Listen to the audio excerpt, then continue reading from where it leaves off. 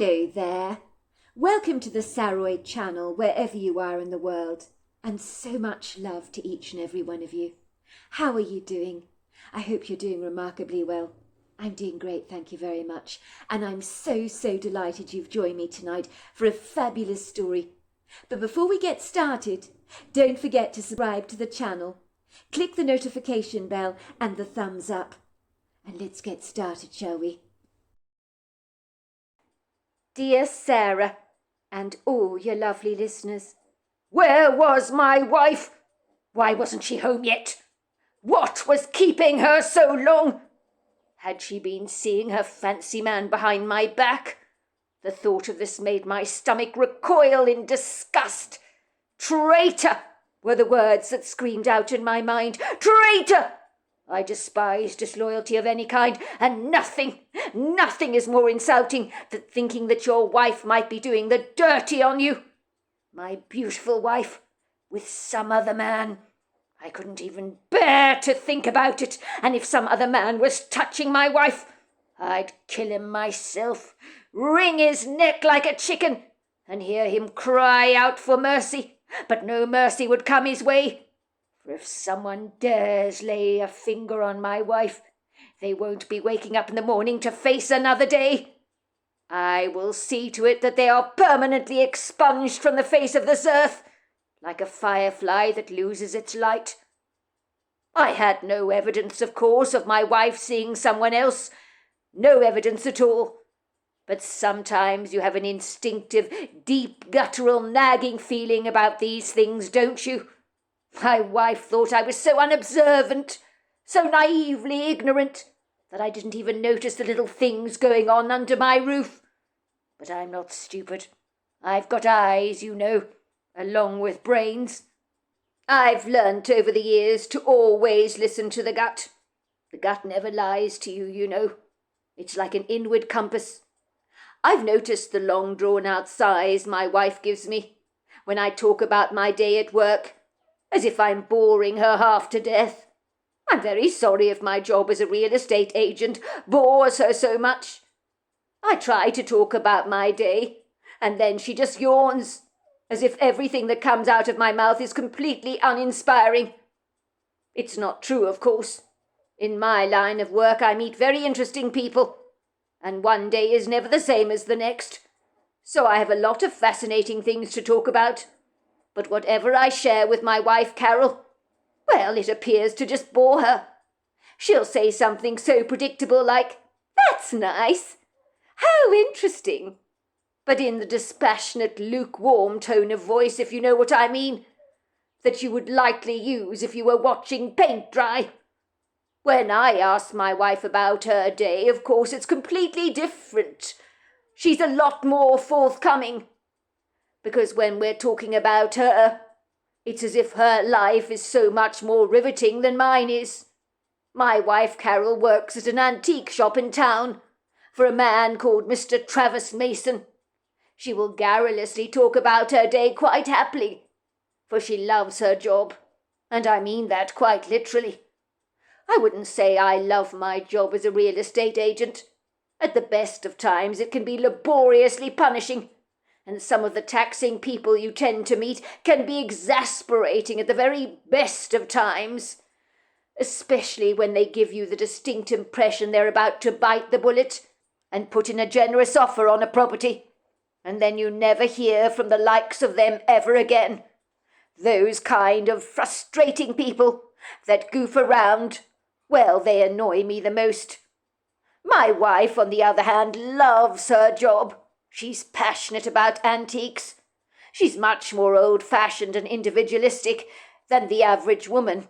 She's made no secret of the fact that she feels she belongs in that antique shop, like all the ancient relics and the old furniture, and that she'd have been better suited living in another time.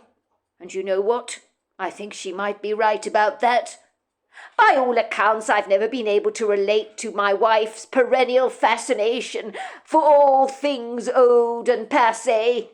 Some of the bygone relics she brings home from that antique shop, stuff that she's paid for out of her wages, to add to her burgeoning collection of period pieces. Well, let's just say they are dust collectors. I'm an unpretentious minimalist. I've always been that way. I'm a no-frills kind of guy. So I abhor clutter of any kind. But my wife Carol loves all kinds of dated, old-fangled knickknacks and gets very excited when something new comes into the antique store that has an interesting history behind it. For a while I wondered if my wife was having an affair with Travis Mason, the owner of the antique shop, but he's 20 years her senior.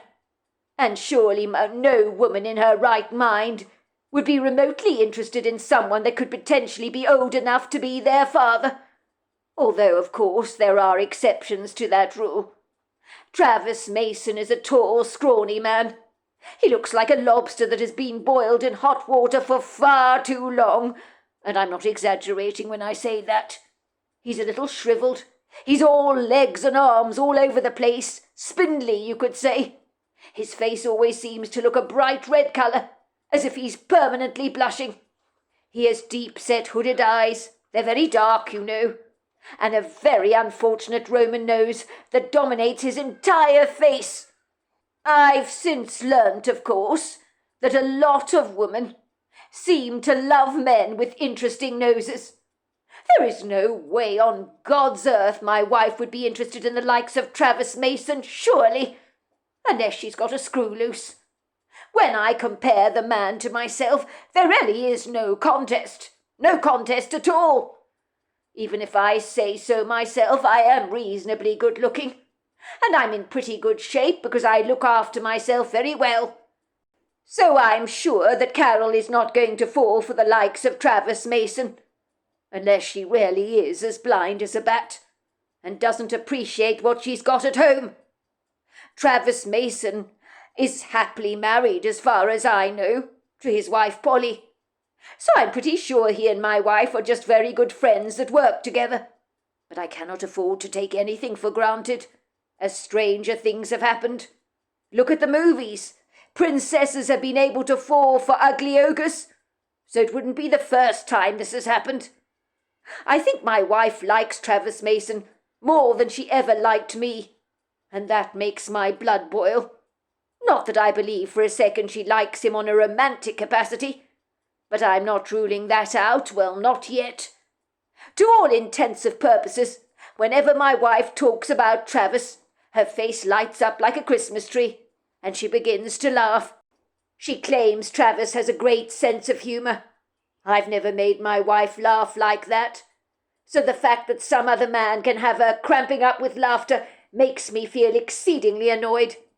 Believe me, there's nothing remotely funny about Travis Mason, apart from the eccentric, anomalous way he dresses, which in my opinion is absolutely hilarious. Who does the man think he is? He wears a top hat and tails along with a waistcoat every day to work, and looks like he stepped out of a menswear catalogue from the 1800s. I've never seen someone in this day and age dressed like that before.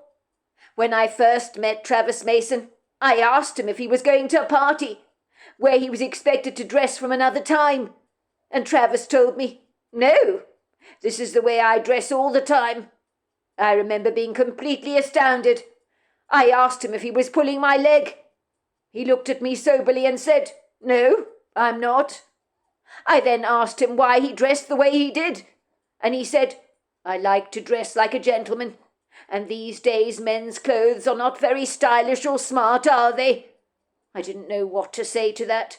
At the time I was wearing a scruffy pair of white shorts and a navy blue golfing shirt, and I must admit, in his unorthodox company, I felt extremely underdressed.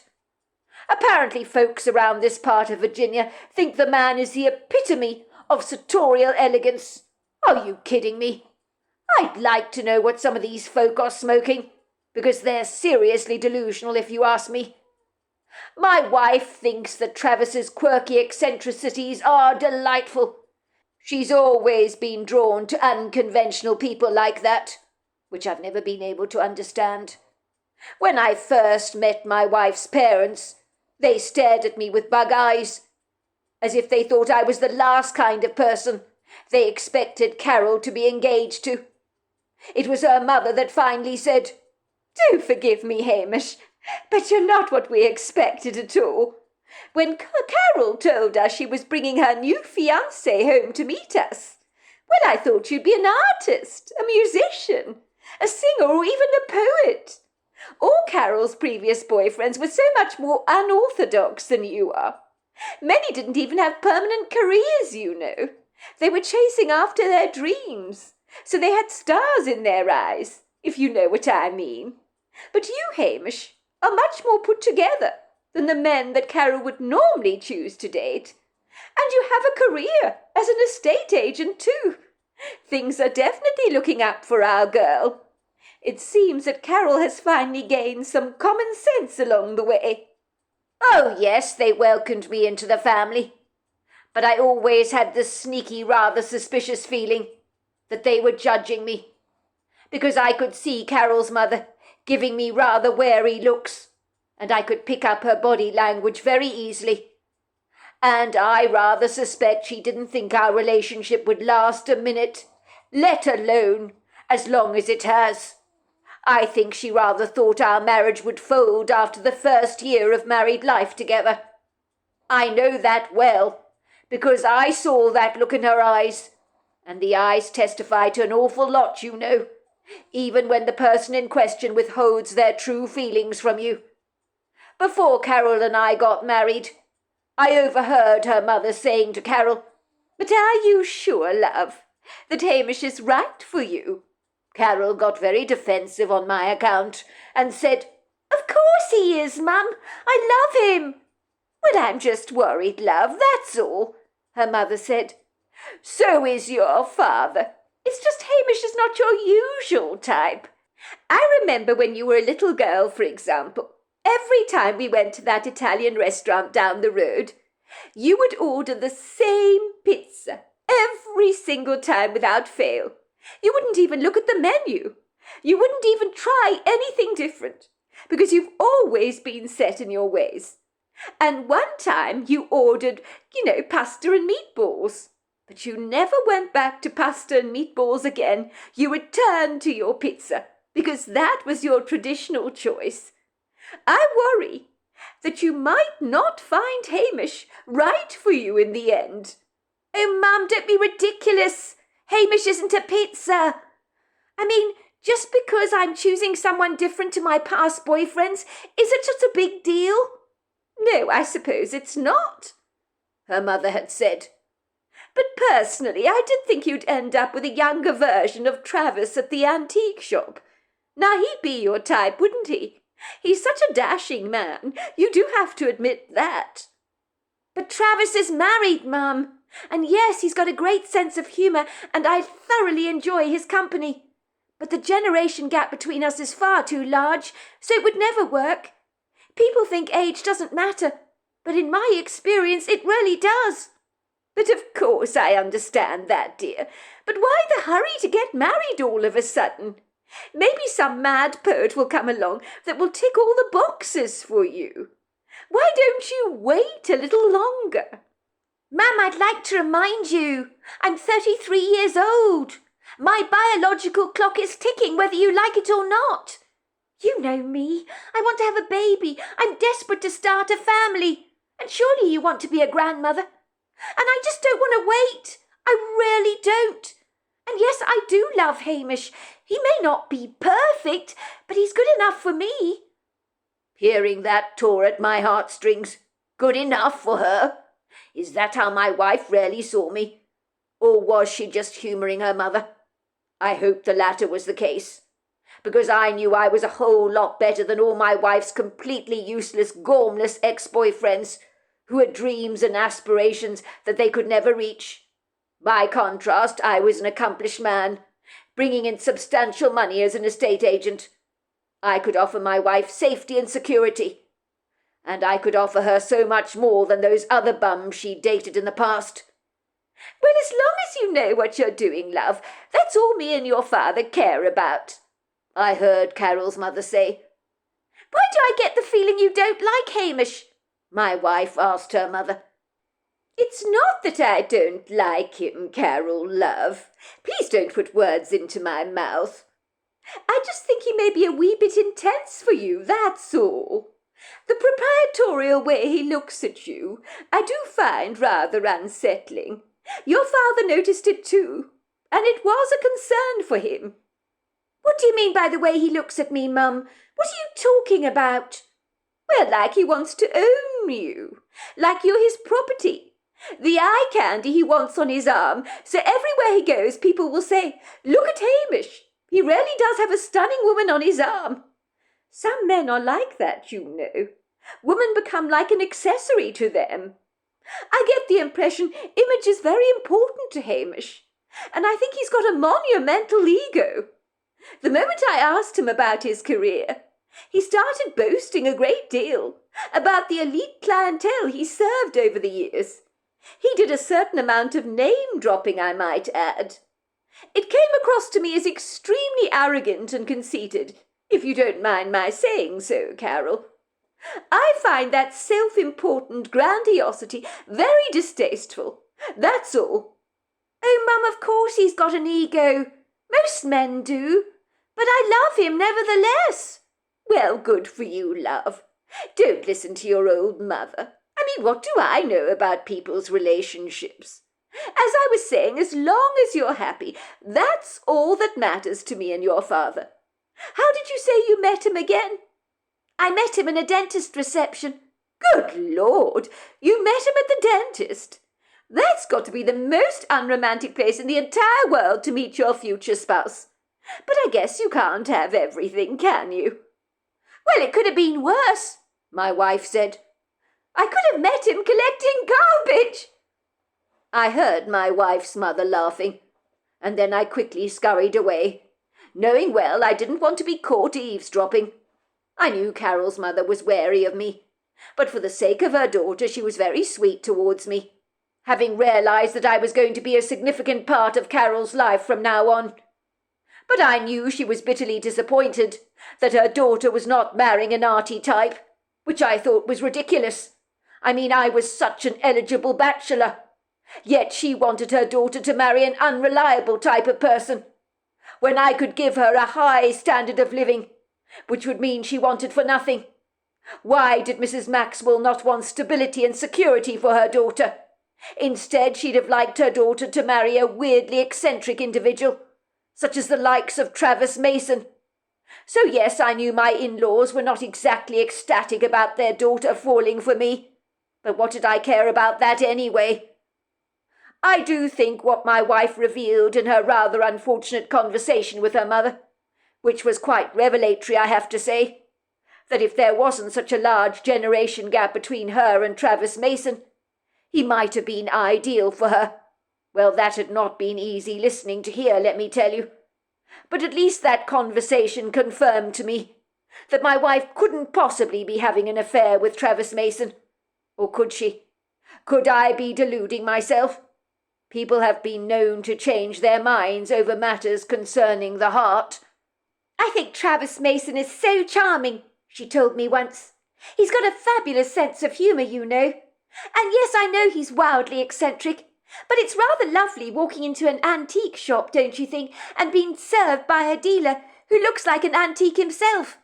And I mean that as a compliment. I can't imagine Travis wearing modern-day clothes. They absolutely wouldn't suit him. He's such a real gentleman, and everybody loves him. When old ladies come into the antique shop, he charms the socks off them. They all love him to bits." "The man is completely insane. Totally bonkers," I had said, disapprovingly, feeling a prickle of jealousy rising up in my chest. "Why he dresses like that in this day and age, I don't understand. If he wants to dress in 1800s clothes, why doesn't he take a time machine and go back to the 1800s? Carol had rolled her eyes at me in her usual scathing manner. "Why are you being so mean, Hamish? Anyone would think you were jealous of Travis Mason." "I'm not jealous of the man," I had said guardedly. "Are you kidding me? Do you really think I want to look like that man? He's a joke, an absolute joke. He looks like a boiled lobster. He's all legs and arms." "He's not a joke," my wife had said defensively, Travis is the perfect gentleman, and for the record, everyone who gets to know him likes him a lot. You just haven't given him a chance. My mother thinks he's absolutely wonderful, and he certainly doesn't look like a lobster. I don't know where you got that idea from. He's a tall man with long legs and arms, and what's wrong with that? I think his long body shape only accentuates the clothes he wears. If he had a very massive build, he'd burst out of those clothes, and they wouldn't do anything for him. It would hardly be attractive. So you fancy him? Is that it? I said accusingly. I could feel the green-eyed monster once again rearing up its ugly head, but I couldn't help it, could I? It hurt me to the quick to see my wife talking about another man with so much unabashful praise. I know for a fact she doesn't talk about me in the same extravagantly effusive way. So yes, I'm jealous, of course I am. Even though I would put money on the fact that my wife is not having an affair with Travis. When it comes to physical appearances, Travis can't hold a candle to me. I'm sorry, but he can't. But then again, maybe my wife doesn't care about physical attraction. Maybe she's one of those soulful individuals that only looks inward and considers people such as myself, who place an enormous weight on outer appearances, as being extremely shallow and frivolously facile. Over the last couple of years, I have very sadly observed the way my wife has pulled away from me when I've tried to put my arms around her. I've also noticed the pillow in our bed. She slipped between the two of us at night, rather like a dividing wall that cannot be crossed when we go to bed at night. Every time I lean over to touch my wife, she tells me she's got a pounding headache. Not tonight, she says, and then she turns away from me like a gush of Siberian Arctic air that is so chillingly glacial it can almost burn you. She's been pushing me away like that for a very long time, and every time I dare to touch her, she suddenly has that splitting headache all over again. So I've begun to feel very lonely in my life with her, as her indifference towards me has been close to intolerable, you could say. I've searched through all her things for evidence of her treacherous infidelity, but I found nothing, apart from a card for a psychologist. When I saw it, I got quite the shock, I have to say. I was completely confounded. In truth, I was wondering if my wife was seeing this psychologist, on a romantic basis, of course. And if she was seeing him, then he was a dead man, as far as I'm concerned. I mean, why would my wife be seeing a psychologist, I ask you? What would she possibly have to talk about? How miserable she is in her marriage with me, perhaps. I hope she hasn't got the audacity to talk about our private life to a complete stranger. But let's just say I wouldn't put anything past my wife these days. It would seem my wife Carol has absolutely no scruples. If that wasn't bad enough, I noticed that she had prized a card for an attorney's office in the corner of her purse. Now, when I saw that, I was seething, so much so that my blood was boiling like sugar and melted butter in a piping hot cauldron.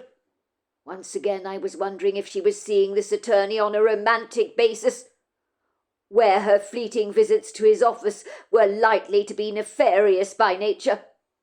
When I saw that card clandestinely squirreled away like that in her wallet, I was like a bear with a sore head, I really was. I do have an inclination to erupt when I'm angry. My mother used to say when I was growing up that my volatile, rather explosive temper was a major problem for me, that I needed to control. It was true, of course.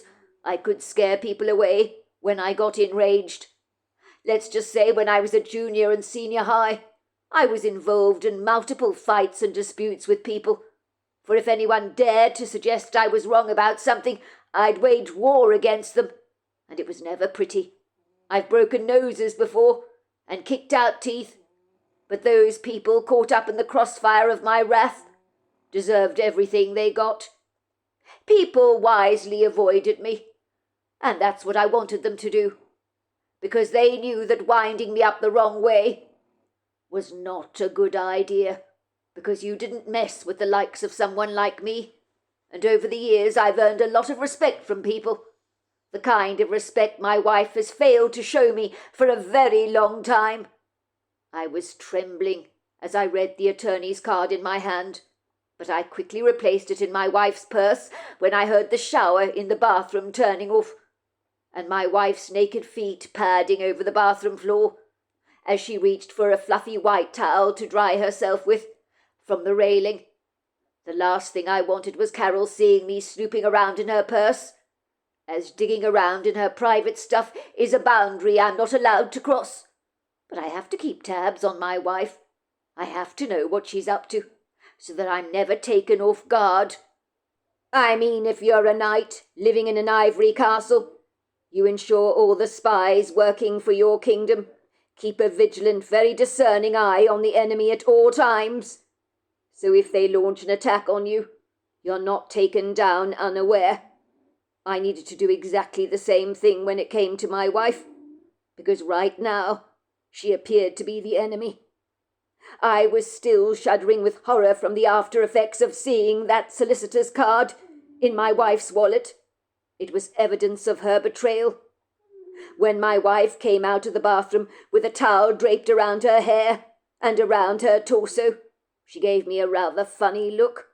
Not that that's very unusual these days. "What's the matter?" she asked me, standing in the doorway, as steam from the bath rose out of her body, like the vapour from a kettle. Her face was squeaky clean, without a stitch of makeup on, and I'd never seen her look more beautiful. "You look as if you've seen a ghost," she said to me. "Oh, don't mind me," I lied. "I just remember I have a client this morning. I clean forgot about it." "You forgetting something, Hamish?" said my wife, raising a cynical brow, as if she didn't believe it for a second. "You do surprise me. You're the shrewdest man I know." "I have a phone call to make," I said, leaving the room, as I pulled the cell phone out of my pocket, to pull off this convincing charade, for I had no intention of phoning anyone at all. I was still suffering from the trauma of seeing that attorney's card in my wife's purse. I couldn't get over it. It was so hard to conceal my anger, that was volcanic in its intensity. I needed an immediate release to diffuse it, or I'd probably drive myself mad and kick holes in every dividing wall on our property.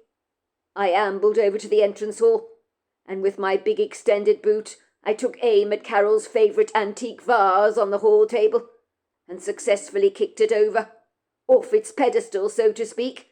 It shattered into hundreds of pieces, as the whole vase came crashing down onto the terracotta flooring. At the time, this mindless act of vandalism gave me a great deal of pleasure. I wanted to cause my wife pain. I wanted to hurt her like she was hurting me.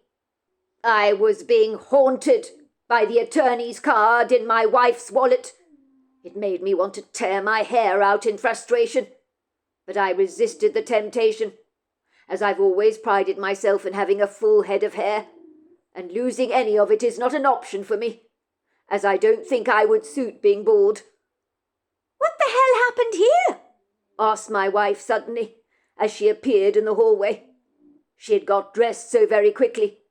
She had her purse slung over her shoulders, and some car keys that were dangling in her hands. "I heard a mighty crash. Oh my God! I don't believe it! Look what you've done, Hamish! You've broken my very best vase!" My wife was frozen to the spot for a moment, as she stared down at the floor in horror, at the Ming vase that was scattered liberally all over the floor. "Oh, that," I said, trying desperately to mask an internal smile. "I just accidentally bumped into it when I walked past the hall table, when I was looking for my car keys, that's all. Very sorry, love." "You accidentally bumped into the Ming vase? Are you really that clumsy, Hamish?" said my wife, giving me an indignant glare. "Oh, that," I said, trying desperately to mask the internal smile. "I accidentally bumped into it when I walked past the hall table, when I was looking for my car keys. Sorry about that, love." "You accidentally bumped into the Ming vase? Are you really that clumsy, Hamish? I mean, you're like a bull in a china shop. Thank God you don't work where I do.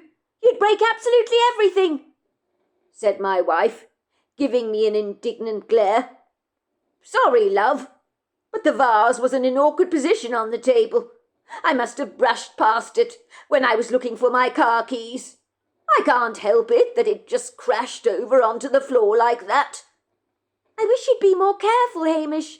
I really do, said my wife, putting her purse down on the entrance hall table and getting down on her hands and knees to retrieve all the pieces of broken china that was like shrapnel on the floor. There were tears in my wife's eyes, and that made me feel extremely satisfied. Good. I was hurting her, as she had hurt me. She deserved this. This was a Ming vase, Hamish. Do you have any idea how valuable it was? I saved up for months to be able to afford to buy this from the antique shop. I knew I had to have it. And now you've destroyed it. Look what you've done. I'm so devastated about this. I really am. You have no idea how attached I was to this vase. Too bad, love, I said with no empathy in my voice, for I had none. Besides anything else, that stupid vase was just a big dust collector, wasn't it? You should be more careful, love, when you display your stuff like that. I mean, I rush through the entrance hall all the time, in all kinds of outrageous weather. Is it any wonder that the Ming vase met a tragic end like this?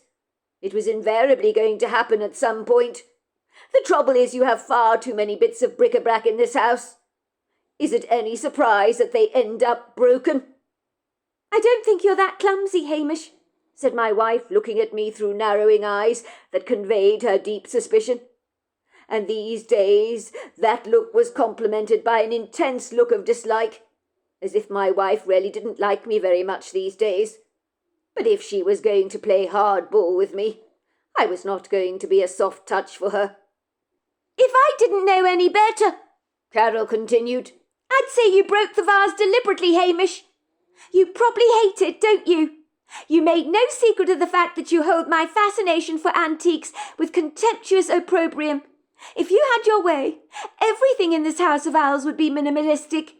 I don't know what you're talking about, love, I said, giving her a charming smile that did not meet my eyes and was far from genuine, but I don't think it fooled her for a second.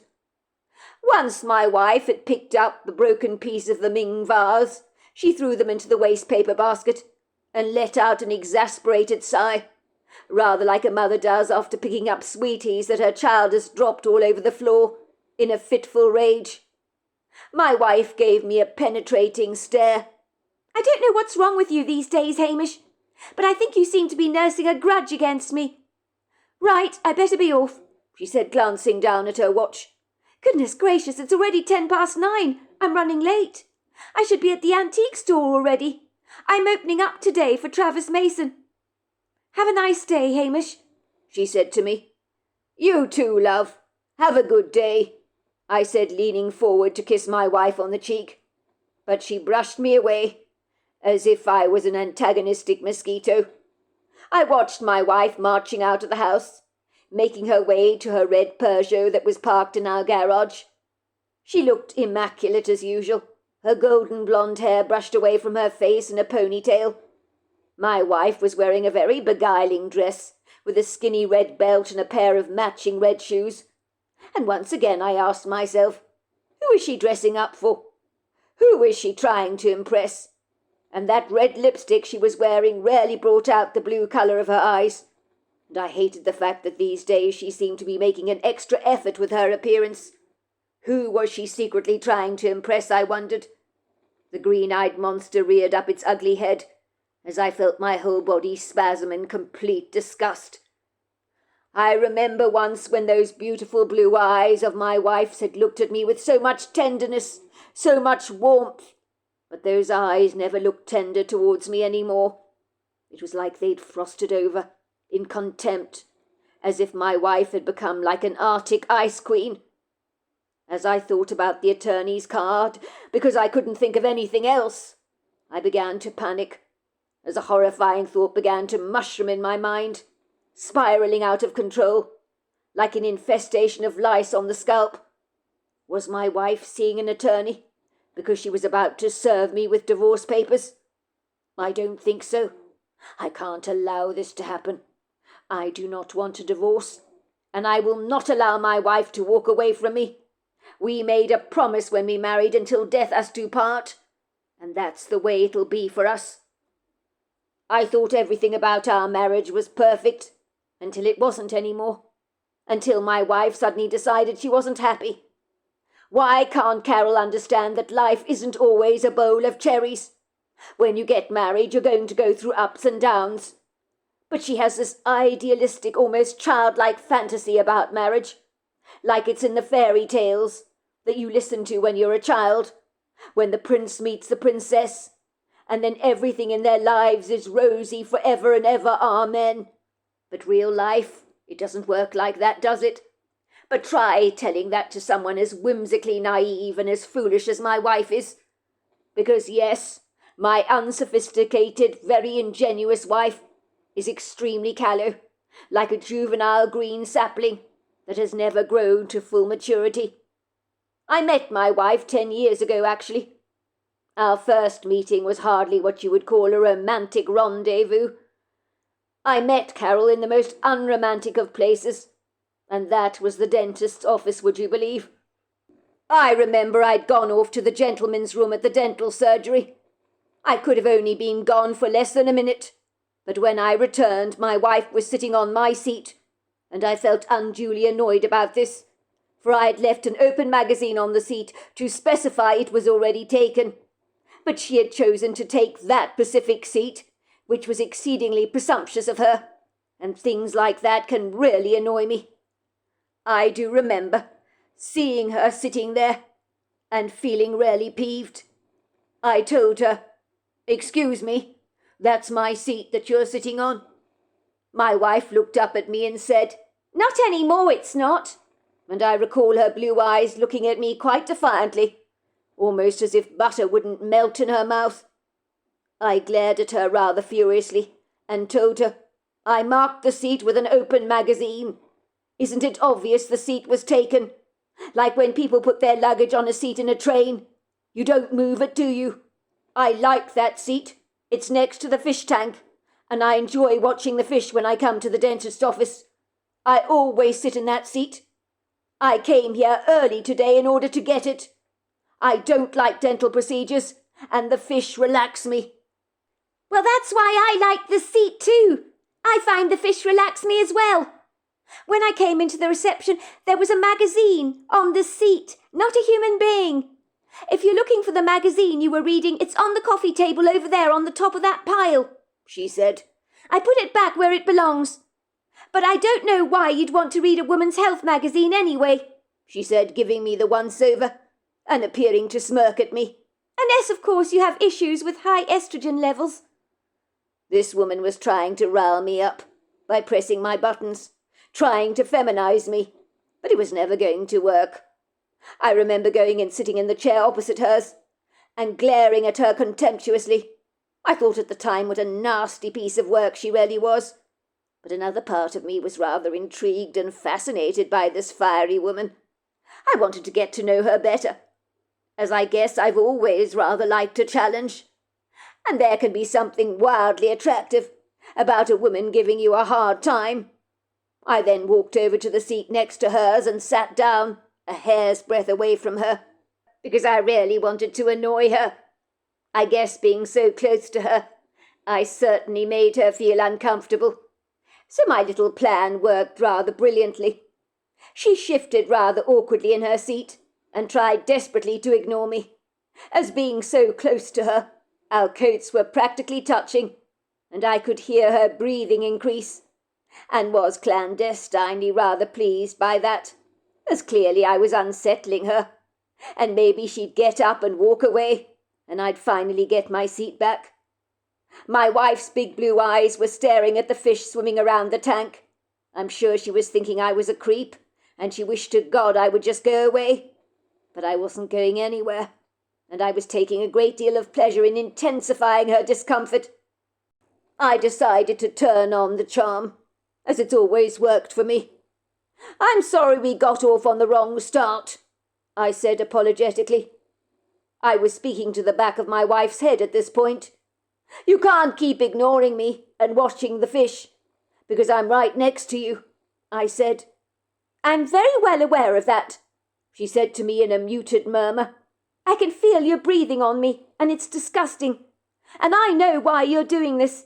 You're trying to intimidate me, aren't you? So that I'll give up my chair to you. But it's not going to happen, and your plan isn't going to work. I did want you to feel uncomfortable, I admitted. But you must understand. At the moment I'm like a bear with a sore head. I've got an abscess on one of my teeth, so I'm decidedly grumpy. I'm sure you can forgive me for that. The name is Hamish Buckler, by the way, I said, extending my hand towards her. When she finally turned around to look at me, with those magnificent, piercing blue eyes of hers, I noticed there was no humour in them, only contemptuous disgust, as if she thought I was nothing worse than a cockroach that she would really like to squash under her boot. The young woman didn't shake my hand. She continued to glare at me. Why don't you go away and leave me the hell alone? There are lots of chairs in this surgery. Why don't you sit on one of them? Instead, you've chosen to sit right next to me because you deliberately want to annoy me. Isn't that right?